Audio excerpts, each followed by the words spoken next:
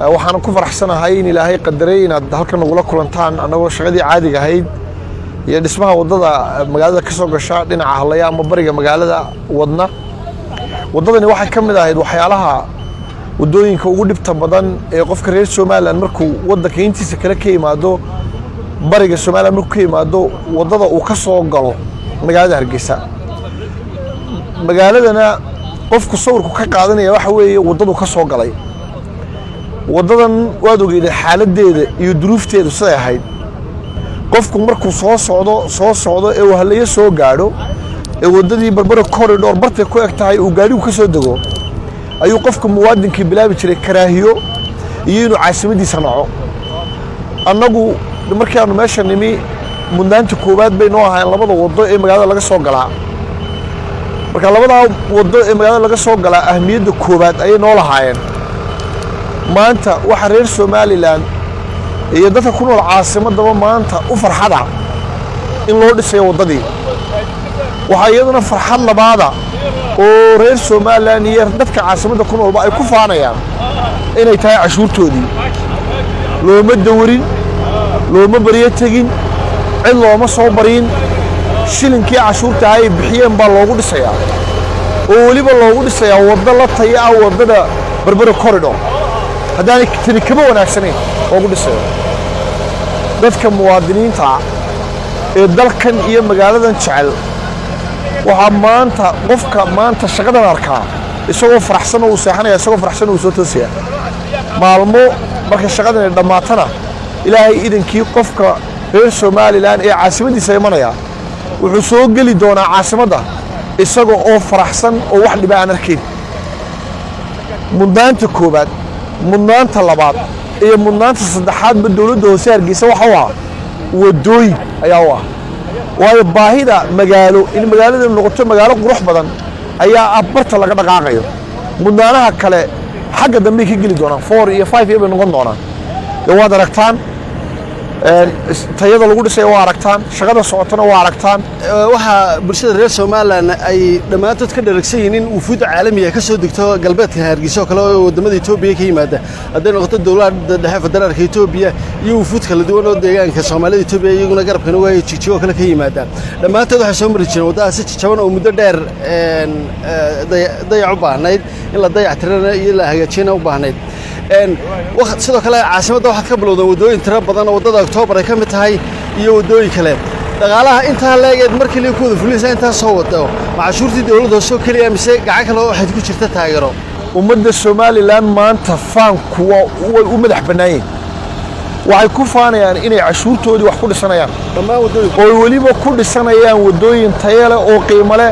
oo la qiimaa kuwa adduunka laga dhiso wadada bariga oo maanta socoto waa taagantii wadada galbeedkana habeen dhaweyd waa nagii dhignay ee sida fiican u sameeynay inkastoo wadada galbeedka markii 600 mitir wax yar la markaanu dhameystirnay dhignay ay qolada barbara corridor lagu wargeliyeen buurta kala jeexanagteeda inay ka bilaabi doonaan marka waxaanu isniri ummadda cashuurteeda daa ka khasaarinina imika waxaanu sameeynaa wado tayo leh laakiin kumeel gaadha inta qolada markaa barbara corridor wada ay dib u qaadayso waxay nagu wargeliyeen wadada gebigeeda dib u qaadayaan laakiin shaqadii ma way socotaa laakiin wadada waxaan u dhisaynaa si dadkana dhibtii aanu ka xalinayno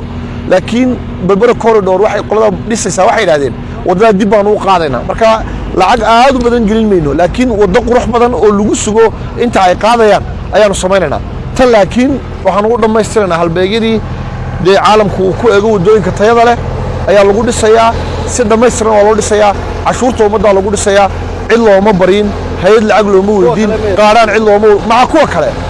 October tag wadada quruxda badan Imperial Hotel maraysa tag dhamaantood wada cid la bariyay oo lacag looga soo qaaday ma jirto ummadda cashuurteeda loogu dhisayaa wuxuu yahay qorshaha inta idin xiga weeyaan wallahi horta anaga qorshahayga koowaad waxa weeye ee anaga noogu mudan waxa weeyaan in Hargeysa ay hesho wadooyin qurux badan oo ay ku cilbaxdo waxa kale oo qorshahaygu yahay dadka iyaga inta badan sugay ee samray inay helaan golo deegaan oo u shaqeynaya oo u adeegaya oo ka shaqeysanay inaanu maalin tusno in cashuurtooda bixiyeen loo ilaaliyay loo xafiday loo tashiilay dabeetana waxay u geysay loogu qabtay oo weliba wixii ugu mudnaa waddo dadka adduunka inooga yimaadaa wafdi kastoo inoo yimaadaa qof kasta oo reer Somaliland oo diaspora oo dibadda ka yimaadaa Somaliland uu nacaa wuxuu ku nacaa waddo xumada marka magaaladeena caasimadda inaan ciil tirano oo ka dhigna caasimada wadooyin fiican leh oo weliba adduunkana loo sheego imika wad ogtahay wadamada jaarkeena oo dhow wadooyinka waa laga caawiyaa ama maalgashi ha ku helaan ama World Bank ha u maalgeliyo ama wadani saaxiibin ha u dhiso laakiin tan waxa weeye Japan ma samaynayo European Union ma samaynayo cid kale looma bariyo tagin ummadda cashuurteeda baa loogu dhisaya ilaahayna waxaan ka barayaa qol hadii ummadda waxeeda yaraa loo geliyay in ilaahay wada raandhiis leh inuu ilaahay marka uga dhigo company aan u dirnay shaqada waan la dardaaranay waa isdalkiisii waa magaaladiisii oo dalka shaqada sidoo uu wado ilaahay idinkii wada wanaagsan oo argeysa ku nasato oo aayale ay u noqon doontaa annaguna harsan mayno oo nasan mayno oo daalimayno ilaa dadkaygu ay arkaan inaanu shaqadii ay noo doortay noo igmadeen inaanu u qabanayno insha Allah ta'ala oo soomanahay waan u gaajoonaynaa milicdaan u taagnaanaynaa hadiya habeen baan u shaqaynaynaa ilaa ay maalmaha kamid dadka reer Hargeysa ay qeyrkoodu faanaan ay dhaadaan caasimad baan ku noolahay cashuurteeda lagu dhisay emeer ugu dambeyntii waxa jeclayna ku weydiiyo marka laga hadlay dhinaca wadooyinka waxa door muhiim ka qaatay drainage-da waxa drainage aad u qiimo badan aad ka dhisay qaybta ku taala xarafagtiisa wadada Imperialka iyo sidoo kale inta u dhaxaysa Faarax Umar iyo guriga Geelaaraba sidoo drainage weyn halkaas maraa drainage kale sidoo waxa jira aad u qiimo badan waqtiga Ingiriiska la dhisay oo daba maray dhakhtarka weyn ee Hargeysa wadadaasina waxa kamid ah wadooyinka ugu bilicda wanaagsan awal hore maadaama labaha taho dhinac u wada socdaa wadada qorshaha idinka yaala iyo drainage-da ku dhow maxay yihiin wadada qorsheed waxa weeye dhawaan bay bilaabmaysaa ilaahay idinkiina sida ugu dhaqsaa badan baa dhagax dhigeeda loo sameeyaa qorsheeda gacanta lagu hayaa drainage wadada dhinaceeda maray dhakhtarka ka dambeeya hadaad imika tagto dayactir baa ka socda dhameystiran drainage-ku uu soo buuxsamay ciid waan ka qaadnay waan banaynay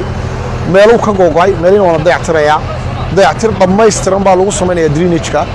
oo dadku ay arki doonaan roobka dhow markuu doo in mushkiladu ay sidii hore ay ka yar tahay wadadana mudnaanahay ku jirtaa wadooyinka qorsheyshan bay ku jirtaa imika wadooyinka socda ilaa la dhameeyo wadada kale lama bilaabayo waxaan doonaynaa wadooyinkan aan dhamayno